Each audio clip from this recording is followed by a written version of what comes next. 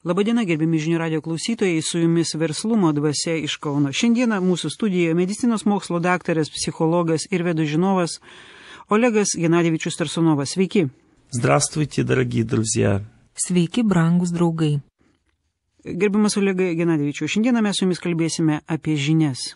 Kadangi esame žinių visuomenė, žinių radijas, mes kalbame apie žinias, alsuojame žiniomis, jaučiame žinias. Ir vis dėlto išgyvename, kad aplinkui mus visuomenė ir mūsų santykiai ir mes patys nesam patenkinti. Prašau jūsų nuomonę, kokių žinių šiandien mes labiausiai stokojame? Pradėsiu nuo to, kad iš esmės egzistuoja 3 žinių sluoksniai. Pirmas sluoksnis – tai žinios, kurias suteikia profesinis išsilavinimas. Pavadinkime tai materialiu žinojimu.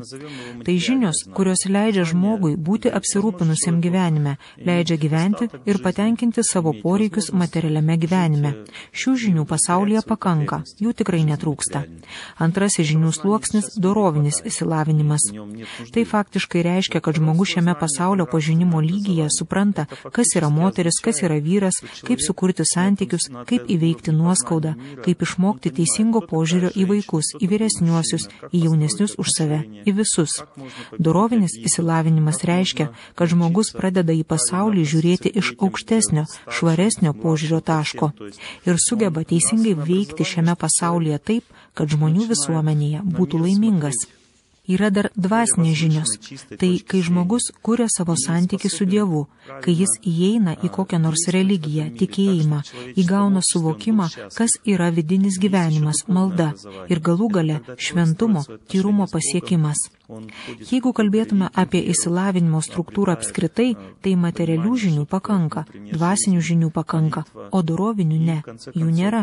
Dorovinis auklėjimas pagal vedų traktatus turėtų prasidėti anksčiau nei profesinis, nes tam, kad žmogus suvoktų profesinius įgūdžius, jis pirmiausia turi būti išugdytas kaip asmenybė. Jis turi suprasti, į kurią pusę apskritai jam eiti. Jeigu jis savęs nesupranta, kaip jis gali įsimokslinti. Mes neturime dorovinio ugdymo. Aš kalbu apie mokymo organizavimą, apie socialinę visuomenės struktūrą, kuri dabar neleidžia tokio išsilavinimo gauti. Toliau, jeigu kalbėtume apie religinės tradicijas, dažniausiai, kai žmogus ateina į kokią nors religinę tradiciją, jo dorovinio išsilavinimo sluoksnis labai plonytis, o jam pradeda duoti žinias apie Dievą, maldą ir skatina gilintis į viršų, tempia aukštyn, kad jis būtų labiau įsivystęs religijos plotmėje. Šitaip žmogus, kadangi negauna dorovinio išsilavinimo gyvenime, iš karto atskiriamas nuo visuomenės. Jis tampa žmogumi, kuris vengia žmonių.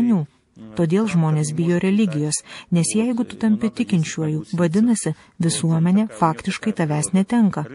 Tu ten kažkur užsisklendi, dar blogiau užsidarai vienuolyne, todėl ir patys žmonės bijo eiti į religiją, šventoves. Dažniausiai atsitinka taip, kad ir tikintiesiems visuomenė tampa nebeįdomi. Kitais žodžiais tariant, reikalingos tam tikros reformos religinės sistemos, kad būtų daugiau dėmesio skiriama doroviniam auklėjimui.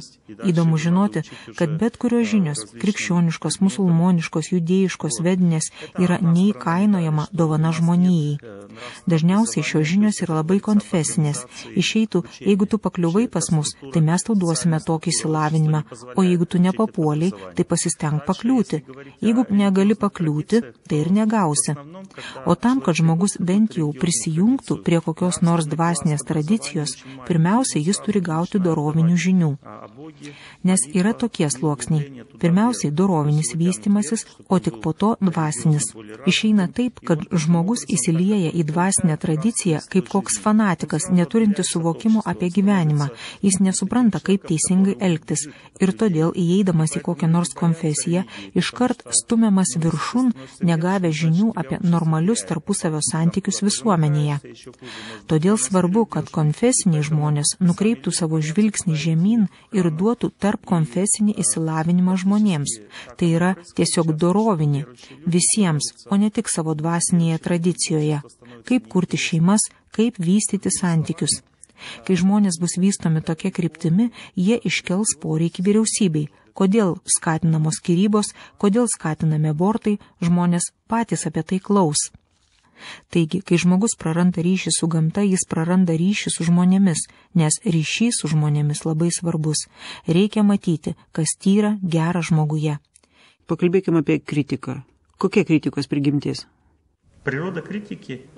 Человек склонен к Kritikos prigimtis, suprantate, žmogus linkęs apsiginti. Mums reikia kvėpuoti. Jeigu nekvėpuojam, smarkiai susirūpinam. Jei išalkstam, pradedam galvoti tik apie maistą. Jei nepatogu, vėl susirūpinam savim. Jei neturiu žmonos, rūpinosi kaip gauti. Žmogus labai stiprų poreikį jaučianti būtybė šiame pasaulyje. Visas šis poreikis, troškimas, noras surinktas į vieną, vadinamas egoizmu, noru apginti kažką savo erdvę.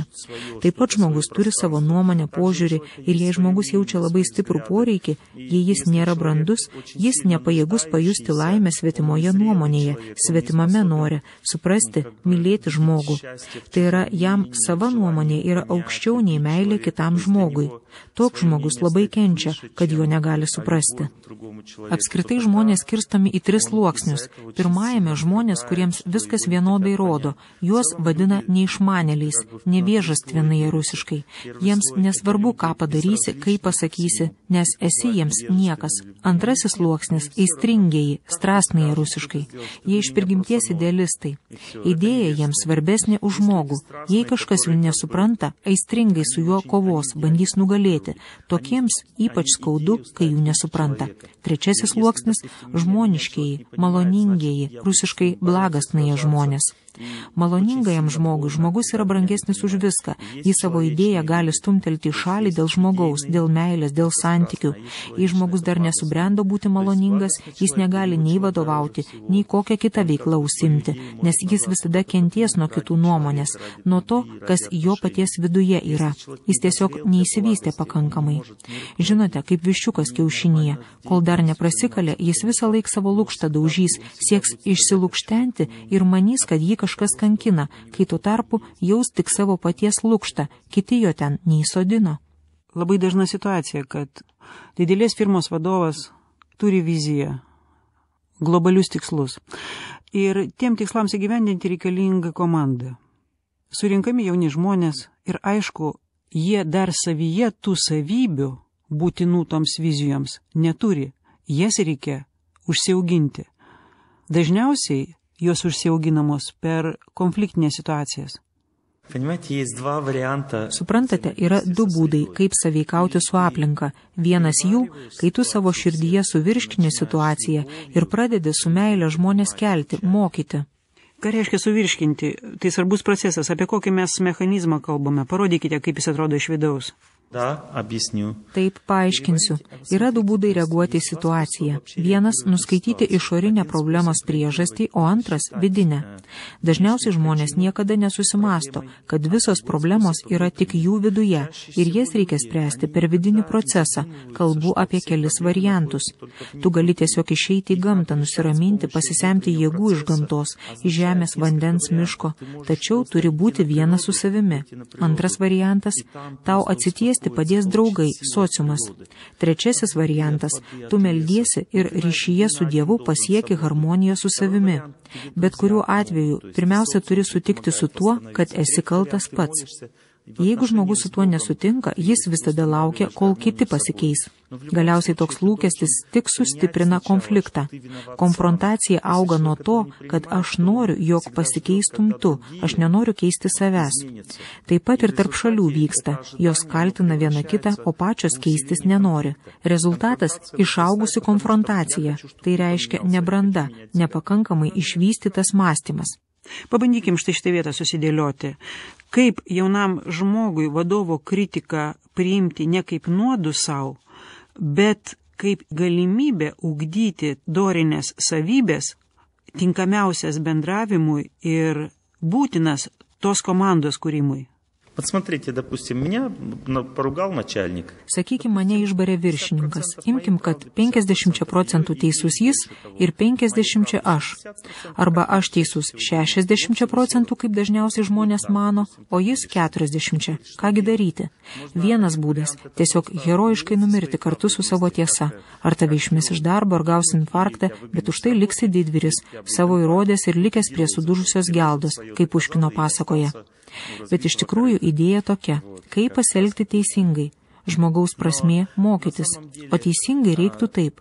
Nesvarbu, ar vadovas teisus ar ne, jis juk stengiasi dėl visos įmonės, stengiasi savais būdais daryti teisingus dalykus. Pirmiausiai reikia jam atleisti. Kai jam atleidai, galima per maldą, per santykį su Dievu, galima per žmonės, tiesiog pasikalbėti su geru žmogumi ir širdis nurims, arba per gamtą. Pasivaikščiojai ir atgavai širdies ramybę. Per tai, ko tu tiki.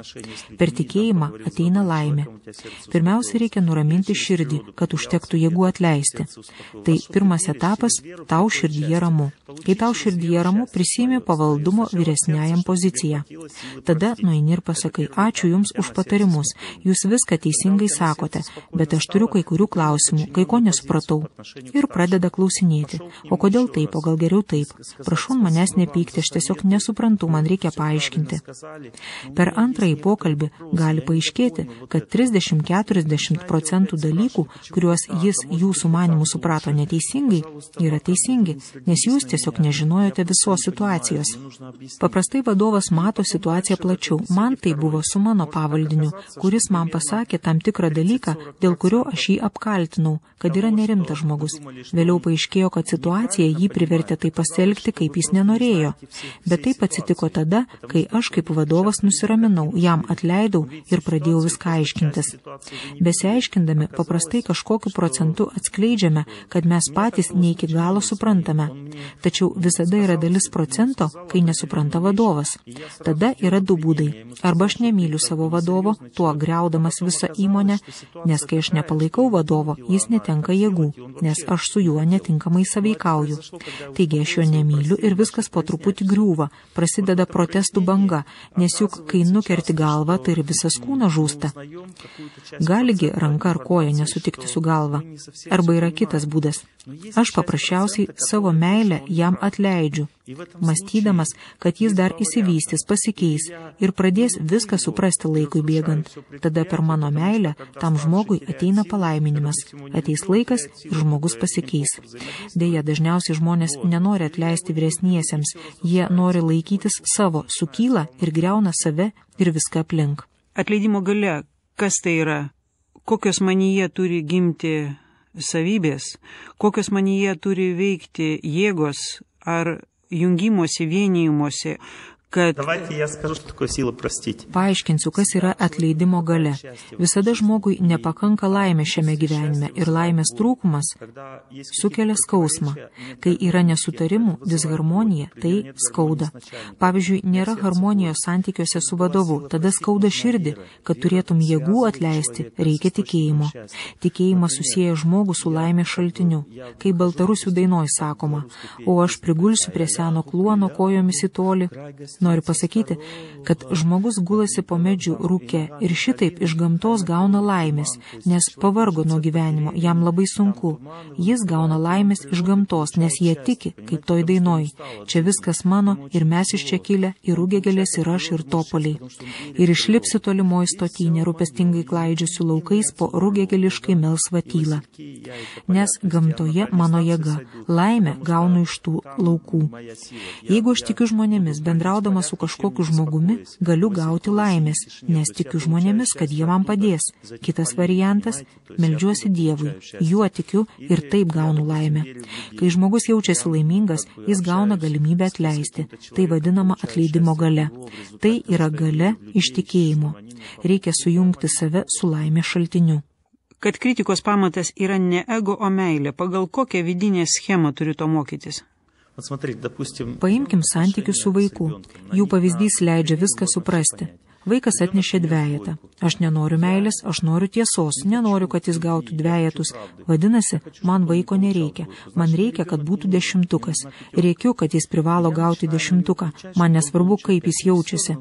O jeigu man reikalingas vaikas, tada aš pirmiausiai nusiraminsiu, jam atleisiu, o tada pasisodinsiu jį priešai save ir paklausiu, kas atsitiko tau. Papasakok, kaip tau einasi, kodėl tą dvejetą gavai. Kai sužinau tiesą apie tai, kas su žmogumi vyksta, tada suprantu jį kaip asmenybę ir man tampa lengva jam atleisti, jį priimti. Jei noriu žmogų priversti smurtauti jo atžvilgiu, vadinasi, tas žmogus man nereikalingas, aš jam vis tiek nepadėsiu, galvodamas, kad jis vis tiek neišmoks, kad netaps geresnis. Jeigu žmogus man reikalingas, turiu pirmiausia skausmą savo širdyje suvirškinti, kaip motina Teresė yra pasakiusi, ir toliau su meilė su žmogumi bendrauti. Ir per meilę aš jam perduosiu žinias. Tik tada aš sugebėsiu jam padėti, paaiškinti. Todėl viršininkas visada turi mylėti žmonės, žinias turi perduoti su meilė. Pavaldinys su viršininku turi bendrauti su meilė, turi pirmiausia suvirškinti, o po to klausti. Ir tada per meilę atsiranda abipusis ryšys. Žmonės pradeda geriau suprasti vienas kitą. Bet jeigu žmogus man nereikalingas santykis su juo, o reikalinga sava tiesa, tada meilės nebus, bus skausmas ir barniai. Kuo stipriau aš myliu savo vaiką, žmoną, vyrą, tuo stipresnė mano kritika, taip? Teisybė. Tai vadinama prisirišimu. Žmonės painioja meilę ir norą gauti laimę iš kažko. Jeigu aš noriu iš kažko gauti laimę savo, jei aš noriu, kad kažkas mane padarytų laimingą, tai nieko bendra neturi su meilė. Sakykime, aš savo vaiką popinu, bučiuoju, tai dar nereiškia, kad vaikas man reikalingas. Aš nežiūriu į jį ir nesistengiu suprasti kaip asmenybės. Aš tiesiog naudojusi juo kaip daiktų, suteikiančių man laimę.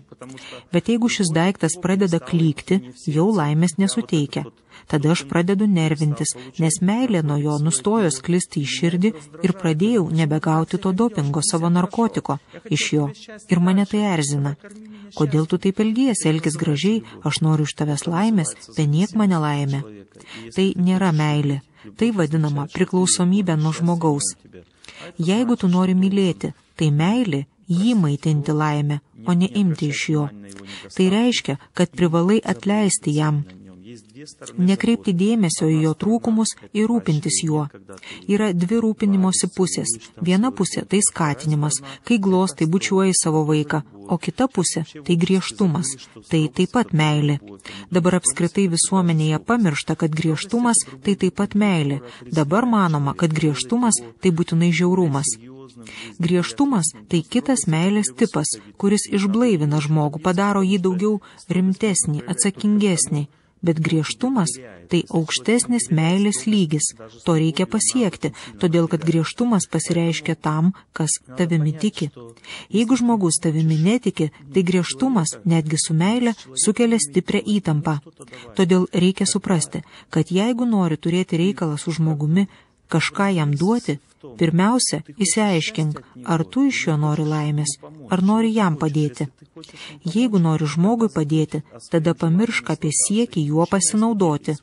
Jeigu vyras nori padėti savo žmonai, jis turi atidėti troškimą ją apkabinti ir priglausti. Vietoje to turi pažiūrėti ją į akis ir paklausti, kaip tu gyveni, mano mieloji, kaip tu jautiesi, ar viskas gyvenime su manimi tau patinka. Pirmiausia, žmogus turi įveikti save, nes kai vyras mato žmoną, pirmiausia, ko jam norisi, tai ją paeksploatuoti, kad išgautų iš jos laimės dozę. Gerbiamas Olegai Genadievičiau, apsibrėžkime, tai kas yra ta laimė? Laimė yra Dievo energija. Viskas, kas yra susiję su Dievu, yra laimė. Pavyzdžiui, jeigu aš kramtau plastilininį obuolį, tai nėra laimė. O jei atsikandu tikro, šviežio, ką tik iš sodo, be chemijos, tai laimė, iš karto pasijaučiu gerai. Sakykim, žiūriu į plastilininę žmoną, kuriai tas pats, ar aš esu ar ne, kuri su manimi kuria oficialius santykius. Laimės nėra. O jeigu aš matau žmoną, kuri žiūri man į akis, šypsosi, laimė yra, nes ji turi sąžinę, ji turi Dievą širdyje. Yra tokia daina: kvadratinis veidas, kvadratiniai vyzdžiai, kvadratinės akys, kvadratiniai akiniai ir žandikauliai skamba kaip girnos, sakančios kvadratinius žodžius. Noriu pasakyti, kad jeigu žmogus nesaveikauja su šiuo pasauliu, su gamta, jei nepasipildo jėgų iš šio pasaulio, tai jis tampa tiesiog kvadratinis. Tai reiškia, kad jis negali mylėti, skleisti harmonijos. Žmonės šiandien dažnai nesupranta, kas yra laimė, nes jie gyvena kaip voverės rate. Darbas, namai, televizorius, jie neturi harmonijos su šituo pasauliu, jie širdyje neturi džiaugsmo. Kaip ir kokius signalus aš galiu gauti, kad, tarkim, visos tos konfliktinės situacijos, ta vadovo kritika ir iš to kylančios būsenos yra man skirta Dievo energija? Signalai vidinio pasitenkinimo, prisipildymo, ramybės, tikėjimo, jausmo, kad viskas bus gerai, vilties. Atsiranda galimybė pamilti. Visi šie signalai reiškia, kad siela nurimo. O dabar pertrauka ir gerbėmieji, susitiksime su jumis antroje Verslumo dvasios laidos dalyje. Gerbiami klausytojai, Verslumo dvasia, antra dalis, mes Kauno studijoje ir šiandien su mumis medicinos mokslo daktaras, psichologas ir vedų žinovas Olegas Genadievičius Tarsunovas. Pirmą laidos dalį pabaigėme klausimu apie tai, kaip visose kritinėse situacijose pajausti Dievo energiją. Taigi, gerbiamas Olegai Genadievičiau, kaip galiu nusipelnyti, gauti šią Dievo energiją? Tai pažinimo procesas, jis susideda iš patirties. Iš pradžių reikia norėti būti drąsiam. Reikia eiti į gamtą sąžiningai. Ne tai, kad bėgi į gamtą, kapoji malkas, degini laužą, prigeri alaus, prisikemši šašlyko ir išvažiuoji. Suprantat, reikia gamtai atsiduoti. Ir tai yra labai sunku. Žmogus turi palikti savo gyvenimą mieste ir tiesiog vaikščioti. Tai tikrai nelengva. Ir jeigu žmogus myli mišką, saulę ir dairosi ir sako, ačiū tau miške, ačiū tau vėjelį, ačiū tau paukšti, kad tu man padedi gyventi. Gal tai atrodo truputėlį ir keistai, bet šitas veiksmas vadinamas kurti santykį. Tai yra gyvybiškai svarbu, kad aš dabar šią akimirką stovėdamas tame miške ant šitos žolės, įkvėpdamas ir iškvėpdamas saulę, kuriu santykį su gamta. Ir tas santykis pradeda jį keisti. Atsiranda jėgų, tikėjimo, patirties. Štai taip, stovint, žiūrint į upę ir dėkojant jai už tai. Žmogus turi šitą galią, kurdamas santykių su aplinka suprasti, kaip jam reikia gyventi. Bet reikia iš pradžių žengti pirmą žingsnį tikėjimo, tarpusavio santykių link, o toliau per pažinimą įsitikinsi, kad būtent ten yra laimė, būtent ten reikia eiti, neleisti, kad televizijos informacija išsiurbtų iš tavęs tai, ką tu sukaupiai gamtoje. Suprantat, taip mes vėl patenkame į užburtą voverės ratą, kišame į save televizoriaus, kompiuterio, knygų informaciją, o atiduoti vėl nieko nenorim. Bet jeigu žmogus patyrė tikrą santykį su gamta, kurio pagrindas linkėti visiems laimės, ir jis gali jau palyginti, kuris gyvenimo būdas yra prasmingesnis, tai jis priartėjo prie tikėjimo. Kaip manyje gali susikaupti tokia patirtis, kad visos kritinės situacijos man duotos kaip pamokos? Jūs dabar kalbate apie sąmoningumo lygmenis. Žmonės yra skirtingų sąmonės lygių. Žinot, yra tokių žmonių, kurie aiškiai žino, kad jie gyveno praeitam gyvenime ir jie kitame gyvenime mato savo šviesią ateitį. Visi šie skirtingi sąmonės lygiai žmogui atsiveria kaip dovana gyvenime. Iš pradžių žmogus viską daro iš pareigos jausmo, nes taip sako vyresnieji, kurie sako, kad tiesa yra gerai, kad reikia atleisti. Ir jis tai daro nesvarstydamas iš pareigos, bet kai jo širdis sukaupia žinojimo apie šį pasaulį, kažkurią akimirką jis pradeda suprasti, kad pasaulis sukurtas tam, kad būtent jis taptų geresnis, o ne tam, kad galėtų jo mėgaudamasis jį išnaudoti. Tada jis tikrai žino, kad visos situacijos jam skirtos specialiai. Žinot, iš pradžių žmogus turi nesmeninę pasaulio koncepciją. Jis žino, kad mūsų psichika yra įvairių impulsų kombinacija, kad pasaulis yra įvairių atomų kombinacijos. Tai materialistinė teorija. Sąžinės nereikia, tiesos nereikia. Tu tiesiog reaguoji į viską, veikia tik sąlyginiai refleksai. Meilės nėra, yra pasitenkinimas, yra reakcija. Maistas tada baltymai, riebalai ir angliavandeniai, darbas tai pinigai. Nėra supratimo, kad reikia mėgti savo darbą. Tai labai žemas ir primityvus žmogaus įsivystymo lygis. Kai žmogus vystosi toliau, jis supranta, kad be angliavandenių ir baltymų maistas dar yra jausmas, kurį sukelia tas, kuris su meile tą maistą gamino. Taip mūsų žodyne atsiranda žodis meilė. Tada prieiname prie suvokimo, kad šitas pasaulis tai yra dieviška, o ne mechaninė konstrukcija. Neįmanoma dirbtinai sukurti vienos ląstelės, kuri milijardus kartų sudėtingesnė už moderniausią gamyklą. Kas valdo šią ląstelę, jei gamykla be vadovo žlunga? O kodėl ląstelė nežūsta? Kodėl, kai aš valgau, nežinau, kas vyksta mano viduje? Tik kažkodėl staiga turiu nueiti į tualetą, o kas įvyko viduje, nežinau, ir kas visą tai valdo. Jam kyla tokių klausimų, kai žmogus sukaupia daugiau žinių. Kai žmonės pradeda vystytis kaip asmenybės, jie pradeda į viską žiūrėti giliau. Jie mąsto, o kodėl man atrodo, kad aš nemirsiu? Kodėl taip atrodo?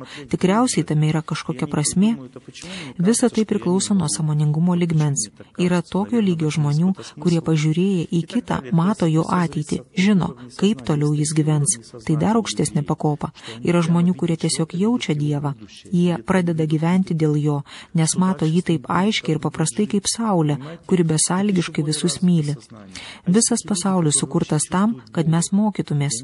Jeigu žmogus mokosi gyventi, tai yra svarbiausia, nes jis tampa laimingesnis, nes pradeda kitaip į viską žiūrėti. Na, aš jau daugiau nebegaliu jums užduoti klausimų apie kritiką, nes jūs taip lyg specialiai pakėlėte atsakymą, kad atrodo, lyg ta problema daugiau neegzistuotų. Ne, ji egzistuoja. Aš Kijeve skaičiau paskaitą. Vienas klausytojas atsistojo ir pasakė, jūs sakėt, kad reikia keltis anksti ir pradėjau keltis 2 ryto. Pakiuose atsirado maišai, tapau ligotas ir nelaimingas. Gerai, kad geri žmonės man padėjo.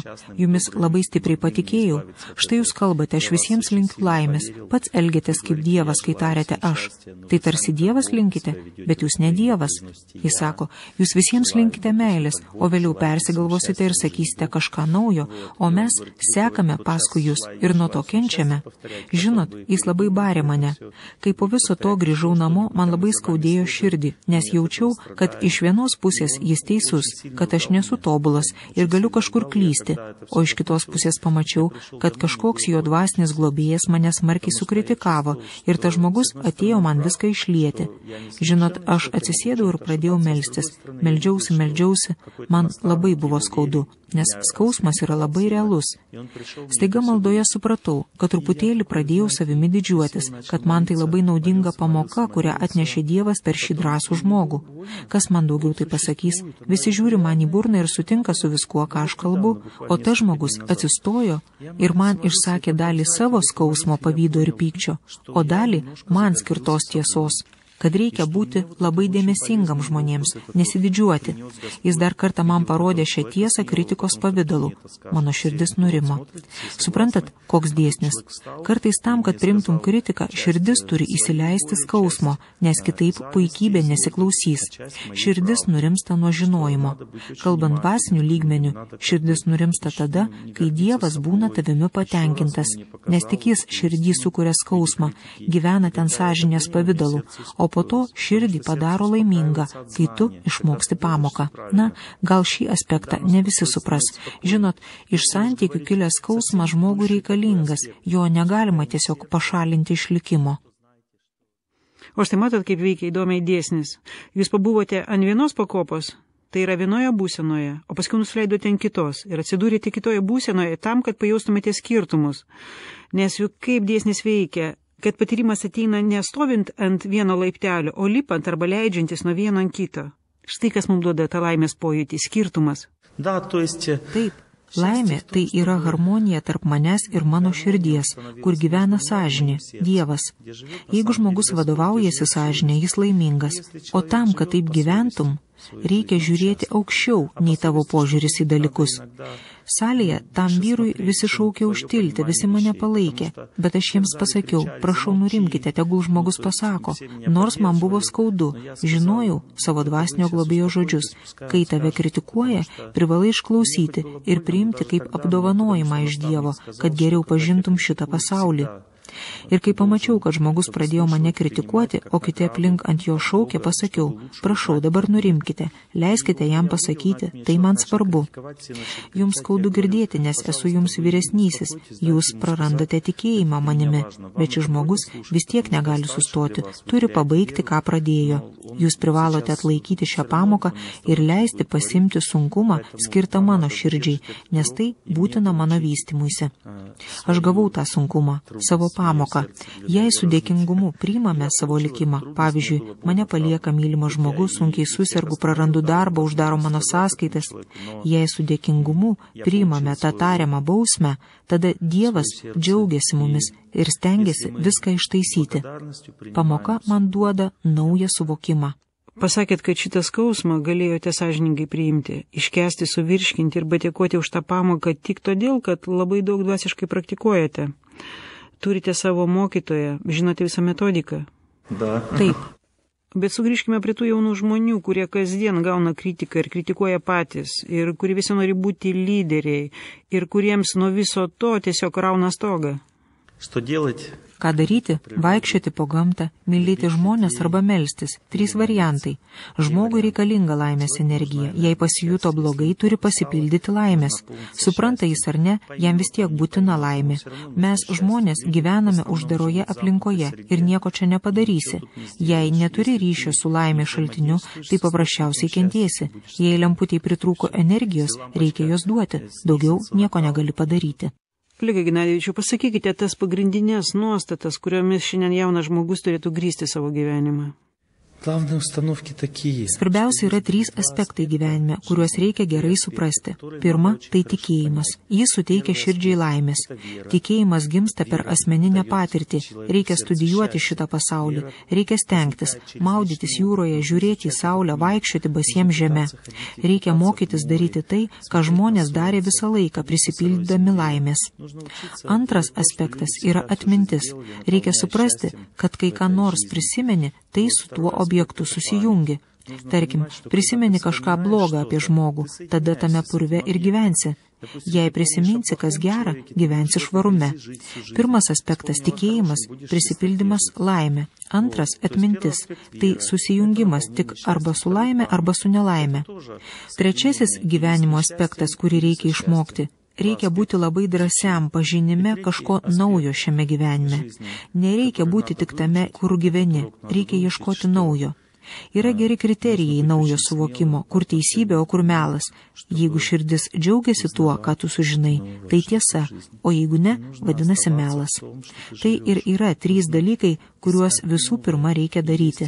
Ieškoti tikėjimo, teisingo santykio su atmintimi, neprisiminti blogą. Ir 3, ieškoti tiesos, ieškoti to, kas padės man gyvenime. Kaip šiandien jaunam žmogui pajausti, suvokti, suprasti, kas yra Dievas? Dievas – tai gražios mergaitės, kurią tu myli šypsena, todėl kad ji greitai tą grožį praras. Tas grožis jai nepriklauso. Vadinasi, tai priklauso kažkam kitam. Tai Dievas davė jai grožį. Tai taip pat tavo draugai, kurie džiaugiasi tavimi, myli tave, supranta. Tai Dievas davė tau šiuos draugus, nes netgi 5 eurų neįmanoma rasti pamestų ant kelio, jeigu tu jų ieškai. O draugo tuo labiau. Tai Dievas mums suteikia galimybę gauti laimės iš santykio su draugais. Dievas atsiranda ten, kur aš netikėtai pravirkstu, kad esu bedarbis, neturiu pinigų, jau beveik be kelnių, trūksta maisto. Paverkiu ir jau iš karto kitą dieną randu darbą. Tai Dievas davė tą darbą. Tai Dievas tau davė gerą tėvą ir gerą motiną, kurie rūpinosi tavimi visą gyvenimą. Žodžiu, Dievas yra tai, ko neįmanoma grinai logiškai paaiškinti. Tai yra tai, kas ateina į mūsų gyvenimą netikėtai, nepastebimai ir nesuprantamai. Tai, ko neįmanoma apsakyti žodžiais, bet tai, kas visada ateina į mūsų gyvenimą, kai mums sunku. Kai tu skendai ir springai, staiga netikėtai kažkas atsirado, kas tave išgelbėjo iš to vandens. Ir tai visada reiškia Dievą. Kai žmogus visus šiuos įvykius sujungia savo galvoje, jis žino, kad Dievas yra. Reikia pradėti nuo paties paprasčiausio. Štai mano draugas man papasakojo, kaip jis suprato, kad yra Dievas. Aš netikėjau, kad jis yra, bet kai panorėjau, kad per mano gimtadienį išsiskirstytų debesis ir pradėtų šviesti saulė, tai už 5 minučių pačių debesų jau nebeliko, švietė saulė. Tai jis man padovanojo tokią dovaną gimtadienio progą ir aš supratau, kad Dievas yra. Aš buvau tokioj situacijoje, kai visai neturėjau pinigų. Man draugai paprasčiausiai pridavė pinigų ir aš kažkaip tai sugebėjau išsikapstyti. Ir tada aš supratau, kad Dievas yra. Suprantate, štai tokiose situacijose reikia ieškoti, kai nėra logikos, tik paprasčiausiai meilė. Ir kai tu prašai pasaulio, tiesiog reiki. Aš, pavyzdžiui, vaikystėje labai kentėjau ir tiesiog surikau į dangų, kad kentėsiu iki 27 metų, o paskui būsiu labai laimingas. Ir 28 pradėjau studijuoti Vedas ir tapau labai laimingas. Viską supratau ir suvokiau. Kaip nepatikėti, kad Dievas yra? Tai prašau pasakykite tada, kaip žmogus turi nusiteikti, kad labai dažnai arba visada būtų ryšyje su šia jėga? Tai jau kitas etapas. Iš pradžių žmogus sužino, kad taip yra, kad pasaulis sukurtas, supintas iš teisybės, o ne iš prievartos. O kitas etapas, kai jis jau tai suprato, kad su ta laimės jėga turi palaikyti ryšį. Tada kitas jo gyvenimo etapas reiškia reglamentuotas gyvenimas. Štai šiandien atsikėliau ryte ir 2 valandas be pertraukos meldžiausi, kad štai dabar su jumis laimingai kalbėčiausi. Aš perdirbau savo sieloje visus sunkumus, problemas ir tapau galinčių atiduoti save kitiems. Todėl, kad žmogus turi būti pripildytas laimės, kad galėtų save atiduoti kitiems. Bet tam, kad galėtume taip gyventi, reikia pereiti į pradinį etapą, įsitikinimo, kad mums tai būtina etapą. Todėl, kad kai žmogus tvirtai įsitikinęs, kad turi reglamentuoti savo gyvenimą, kad jis turi jį derinti su dangaus šviesulių judėjimu, reikia anksti keltis, kol saulė dar nepatekėjus, kad išsimiegotum, reikia anksti eiti miegoti, anksčiau už mėnulio patekėjimą, kad jis tau duotų miegą. Saulė suteikia budrumą, mėnulis miega. Taip pat reikia žinoti, kad tik parėjus namo, pirmiausiai reikia pabendrauti su žmona, pajusti jo šilumą ir tik tada tarp jūsų nebus konflikto. Jeigu pamatei katę, reikia su ją užmegzti ryšį, kad tavęs nebijotų. Žodžiu, reikia mokytis daryti ne tai, ko norisi, o tai, ką reikia. Tai yra kitas gyvenimo etapas, jis nepaprastas. Žinote, aš nelabai suprantu, kas čia vyksta. Štai mes atvažiavome su jumis kalbėti apie kritiką. O jūs iš psichologo, iš mokytojo virtote vaikų ir žaidžiate su mumis ir mokote mus, kaip reikia žaisti. Ir visa mūsų tema tiesiog įšipulius. Ir rodote mums, kas yra svarbiausia, apie ką šiandien mes turime kalbėtis ir skleisti į aplinką. Na, bet aš vis tiek neatstosiu. Tada prašau atsakykite, kai žmogus gauna kritiką ir išgyvena skausmą, kas yra neišvengiama, kaip įpuolęs į netikėjimą, į nepriteklių. Už ko jam reikia nusigriebti, laikytis? Yra 2 variantai. Arba jis nusigriebs už savo kančios ir gulės visą dieną lovoje, arba jis supras, kad tai negyvenimas ir eis ieškoti laimės. O ten pakeliui už ko nors tikrai nusigriebs. Už paukštelio, kuris čiulba, ar už medelio, kuris žydi ir gardžiai kvepia, ar už katės, kuri pasitrensi jo kojas, santykių ir laimės ieškodama, ar už praeinančiojo šalia šypsenos. Kaip ten toje dainoje. Jeigu jūsų nedžiugina saulėta dienelė, jums paprastai nusišypsos sutiktas bernelis ir šypsena be abejonių palies jūsų akis ir gera nuotaika daugiau jūsų nepaliks. Na, ir ką jam daryti? Arba voliotis ir lėtai mirti, arba eiti ir ieškoti laimės.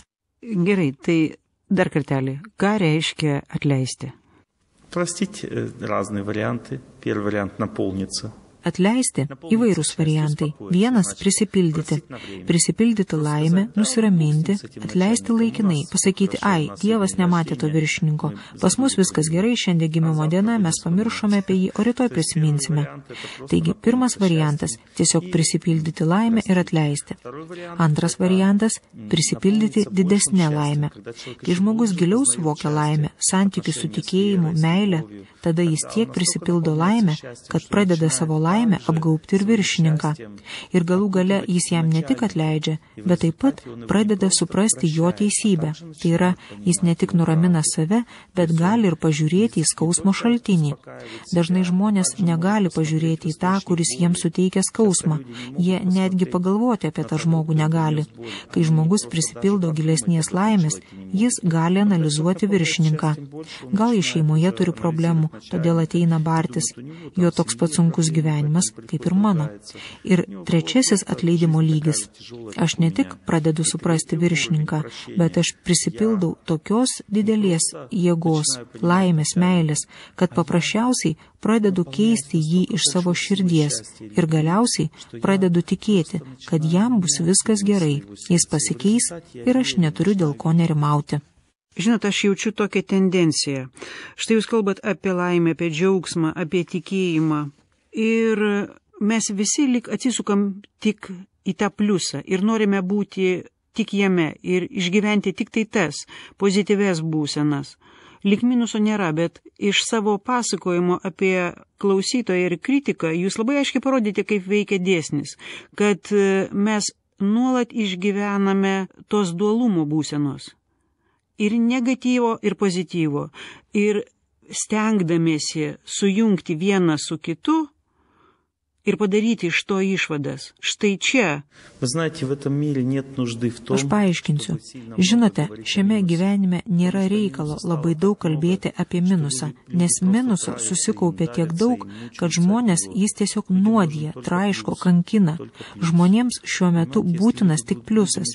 Žmonėms nėra prasmės kalbėti apie kančias. Reikia kalbėti apie tai, kaip iš jų išeiti. Tame išėjime telpa tokios savokos kaip žinojimas, stiprybė, tikėjimas, grožis ir visa kita, kas sudaro meilę. Kam kalbėti apie tai, kaip bejėgiškai tysoti lovoje ar paklaikusiai klaidžioti po miestą? Nėra reikalo. Manau, kad tai tuščias laiko švaistymas. Žmonės nestokoja negatyvo. Dabar labai daug žinių pagristų negatyvų. Mums tai blogai, mes tokie pavargę. Šalis kęsta depresijoje, krizėje. Nikaragvoje visus išžudė. Žmonėms labai daug duodama neigiamų žinių, o jiems ir tai bloga gyventi. Reikia surasti išeitį. O išeitis visada yra tik saulėje. Kai saulė pateka, tamsa išsisklaido. Todėl žmogui reikia žinoti, kad laimė yra. Labai reikia kiekvienam iš mūsų žinoti, kad laimė yra. Jeigu žmogus to nežino, nėra išeities. Kai priartėja saulė, naktis baigėsi. Jeigu naktis tęsiasi, tai grubumo, kančių tamsa begalinė. Ten nėra galimybių. Tik tada, kai žmogus gauna saulę ar dievą, laimę, tikėjimą, gamtą, meilę, tada išeitis yra. O jeigu jis tik vaikščioja ir kankinasi tamsoje, jos nėra. Todėl apie tamsą aš nekalbėsiu. Ir pabaigai, gerbiamas Olega Genadijevičiau, jūsų palinkėjimas Lietuvai. Aš linkiu jums būti laimingiems, džiaugsmingiems, mylimiems, geriems, gražiai sutarti tarpusavyje, rasti save gyvenime. Ir linkiu visko, kad jūs patys savo linkėtumėte būti laimingi. Gerbiami klausytojai, tai buvo Olegas Genadijevičius Tarsunovas ir Verslumo dvasia iš Kauno. Ačiū Jums ir sudie.